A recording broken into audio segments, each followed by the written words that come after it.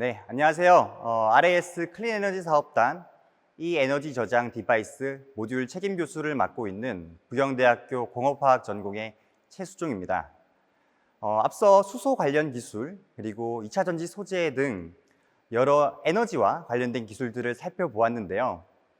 저는 여러분께 이 에너지 저장 및 변환을 위한 여러 가지 2차 전지 디바이스를 소개해-드리고자 합니다. 여러분은 전지에 대해서 얼마나 알고 계신가요? 제가 여러분들께 몇 가지 질문을 준비를 해왔습니다.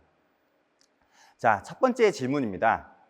인류가 전지를 사용하기 시작한 것은 몇 년 전부터다. 자, 몇 년 전부터일 것 같으세요? 자, 정답은 인류가 전지를 사용하기 시작한 것은 지금으로부터 최소 2000년 전부터입니다.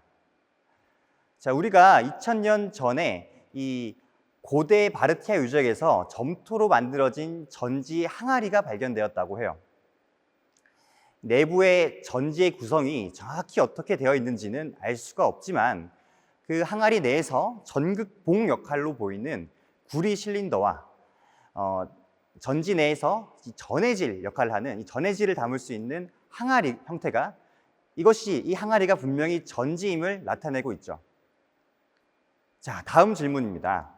자, 아래의 네 가지 사건을 빠른 연대 순으로 나열해 보세요. 자, 첫 번째, 최초의 디젤 엔진 발명. 두 번째, 최초의 가솔린 자동차의 탄생. 세 번째, 최초의 전기 자동차의 탄생. 네 번째, 라이트 형제 최초의 비행기 발명. 자, 어떤 순서가 가장 빨랐을까요? 자, 정답은 최초의 전기 자동차, 그리고 최초의 가솔린 자동차, 그리고 최초의 디젤 엔진, 그리고 라이트 형제의 최초의 비행기 순입니다. 자, 질문의 의도에서 여러분들께서 예상하셨겠지만 사실 이 전기 자동차의 발명은 우리가 가장 많이 사용하고 있는 이 휘발유, 이 가솔린 자동차보다도 훨씬 더 빨랐습니다. 하지만 이 전기 자동차의 핵심 동력원이라고 할 수 있는 이 전지, 이 배터리의 값비싼 가격, 그리고 안전성 등의 이유로 쉽게 보편화가 되지 못했죠.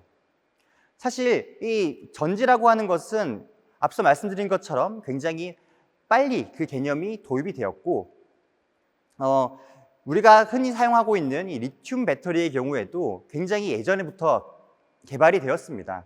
하지만 안전성과 같은 이 문제가 특히 전기차에 적용이 되었을 경우에는 큰 화재가 발생할 수 있기 때문에 사용이 되기가 어렵겠죠. 그래서 최근에는 이러한 이 지속적으로 대두되고 있는 이 환경 문제가 그동안 이 전기차의 첫 개발 이후 약 200년간의 이 간격이 있는데 그 200년간의 발전한 기술을 바탕으로 이 전기차의 상용화를 앞당기게 된 것입니다.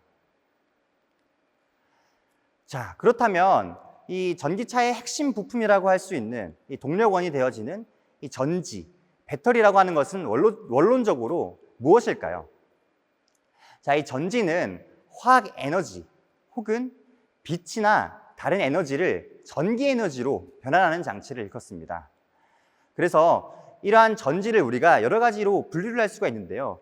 세 가지로 분류를 하자면 하나는 화학전지, 다른 하나는 물리전지, 마지막으로 연료전지로 나눌 수가 있습니다.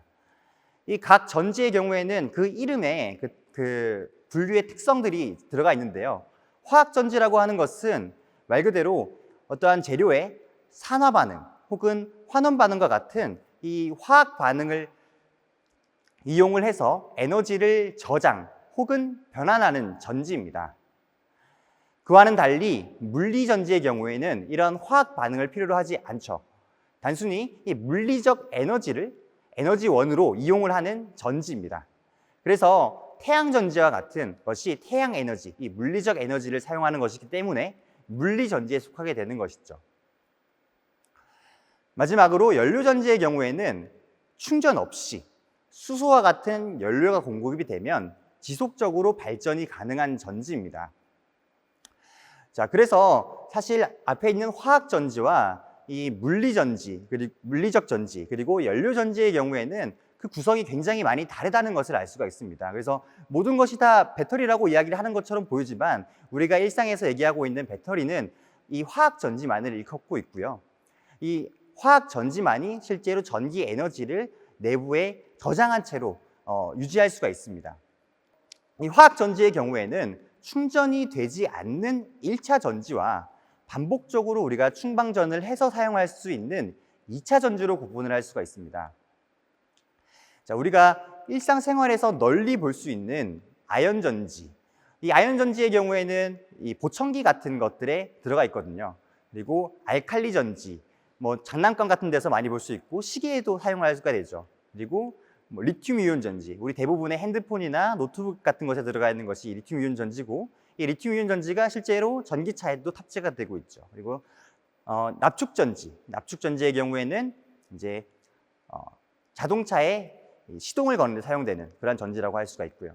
그리고 그동안 오랜 시간 동안 사용이 되었던 니켈계 전지와 같은 것들이 모두 다 화학 전지라고 이야기를 할 수가 있습니다. 그 중에서 충방전이 가능한 리튬 이온 전지, 납축 전지, 니켈계 전지가 이 2차 전지라고 할 수가 있죠. 근래에 가장 많이 사용하고 있는 이러한 2차 전지, 충방전이 가능한 2차 전지의 발전사를 살펴보게 되면 우리가 다음과 같이 1900년도, 1950년도, 1990년도로 나누어서 생각을 할 수가 있습니다. 1900년에는 당시 이 자동차 그리고 산업기기에 상시 전원을 공급해야 했습니다. 그래서 그 상시 전원을 공급하기 위한 용도로서 납축 전지가 주로 개발이 되어졌고요. 1950년대가 되어서는 휴대용 전자기기들이 많이 발전되기 시작했습니다. 그래서 우리는 이 휴대용 전자기기에 에너지원을 공급하기 위해서 납축 전지보다는 보다 작은 크기의 이 니켈계 전지가 주로 개발이 되었죠. 그래서 옛날에 우리들이 일반적으로 건전지라고 생각을 하게 되면 대부분 다 이러한 니켈계 전지들을 생각을 했었습니다. 1990년대에는 리튬 2차 전지라고 하는 굉장히 우수한 성능을 갖는 2차 전지가 처음으로 상용화가 되었습니다.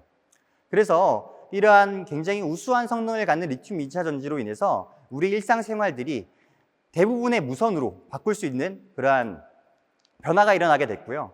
굉장히 많은 분야에서 이 리튬 2차 전지가 적용이 되고 있습니다. 그래서 예를 들면 우리가 타고 있는 전기자동차라든지 혹은 도시명 에너지 저장 장치와 같은 것들이 모두 이 리튬 2차 전지가 적용되고 있는 대표적인 사례라고 할 수가 있고요. 가장 여러분들 근처에서 만날 수 있는 리튬 2차 전지는 여러분들의 핸드폰 속에 들어가 있는, 이 휴대폰 속에 들어가 있는 리튬 2차 전지가 있습니다. 자, 그렇다면 이렇게 그동안 배터리가 발전을 해왔거든요. 미래에는 또 어떠한 새로운 전지들이 개발될 수가 있을까요? 여러분들이 이 보조 배터리 같은 것들을 사용을 해보시면 아시겠지만 생각보다 꽤 사이즈고 크고 무겁습니다. 그런 한계들을 많이 가지고 있거든요. 그렇다면 그 다음의 배터리들이 여러분들의 이 보조 배터리 혹은 휴대폰의 무게를 줄여주고 사이즈를 조금 더 줄여줄 수가 있겠죠. 그래서 우리는 보다 나은 어떠한 미래형 어플리케이션을 위해서 현재의 이 리튬 2차 전지의 한계를 극복할 수 있는 차세대 전지에 대한 개발도 꾸준히 진행되고 있습니다. 자, 이 차세대 전지는 리튬 2차 전지와 그 차이점이 그 전지를 구성하는 소재에 있습니다. 이 전지 내에 활용되는 소재의 구성을 달리함으로써 새로운 차세대 전지를 만들어내는 것이죠.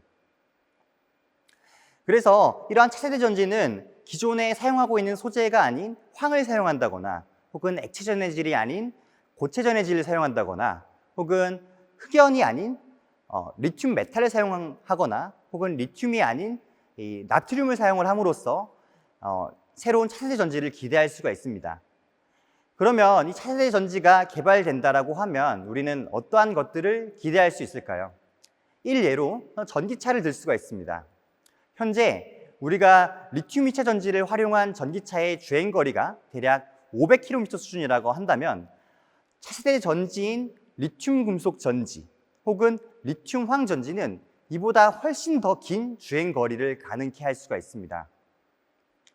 또한 이 전고체 전지, 액체 전지가 아닌 고체 전해질을 사용하는 전고체 전지의 경우에는 이러한 것이 개발이 되었을 때 주행거리의 증가뿐만이 아니라 불에 타지 않는 불연성 특성을 확보를 해서 보다 배터리의 안전성을 향상시킬 수 있을 것으로 기대하고 있습니다. 그렇다면 나트륨 이온 전지의 경우에는 어떨까요? 나트륨 이온 전지의 경우에는 이 나트륨 이온이라는 것이 우리 주변에 굉장히 풍부한 자원입니다.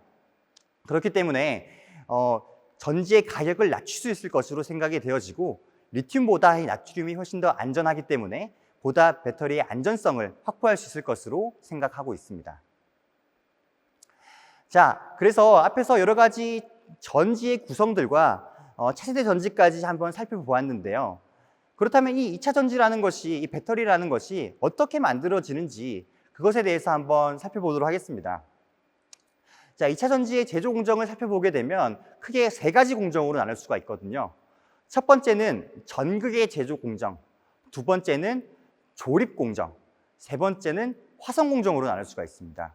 이 전극의 제조 공정의 경우에는 배터리에 들어가는 소재들을 가지고 전극이라고 하는 형태의 이 어떤 부품으로 만들게 되는 것이고요.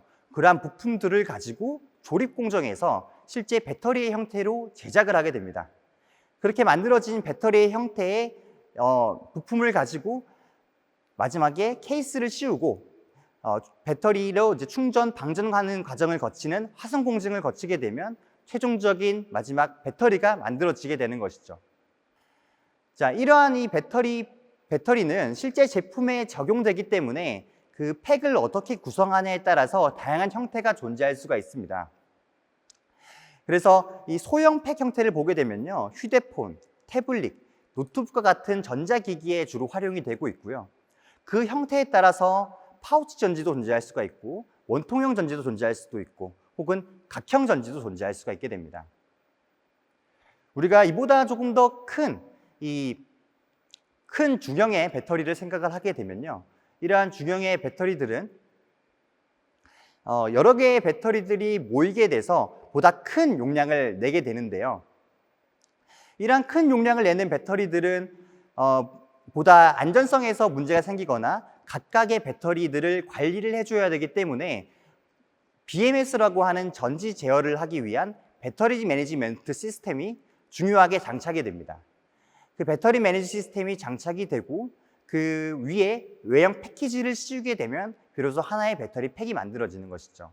그래서 앞에서 보았던 소형 배터리 팩과는 그 차이점이 있는 것이 소형 배터리 팩은 일반적으로 하나의 배터리 셀이라고 하는 하나의 셀 단위로 구성이 되어 있다고 한다면 이 보다 큰 중형 배터리 팩의 경우에는 여러 개의 셀들이 하나의 모듈이 되고 그 모듈들이 모여서 커다란 팩이 되는 것으로 우리가 생각을 할 수가 있습니다. 이러한 형태의 전지가 구성이 되게 되면 보다 전지의 안전성을 확보를 할 수가 있어서 보다 큰 에너지를 요구하는 전기차 혹은 에너지 저장 장치와 같은 많은 양의 에너지를 필요로 하는 어플리케이션에 활용이 될 수가 있습니다. 자, 이렇게 2차 전지 혹은 에너지 저장 디바이스라고 하는 이러한 것들에 대해서 간략하게 한번 살펴보았고요. 네, 앞으로 이러한 2차 전지의 활용이 더욱더 무궁무진해질 것이라고 생각을 하고 있습니다. 그래서 이 2차 전지의 개발이 앞으로 우리의 일상생활을 보다 많이 바꿀 것으로 기대를 하고요. 우리가 이러한 2차 전지에 대해서 공부를 하게 된다면 보다 새로운 미래를 준비하는 데 큰 도움이 될 거라고 생각하고 있습니다. 네, 들어주셔서 감사합니다.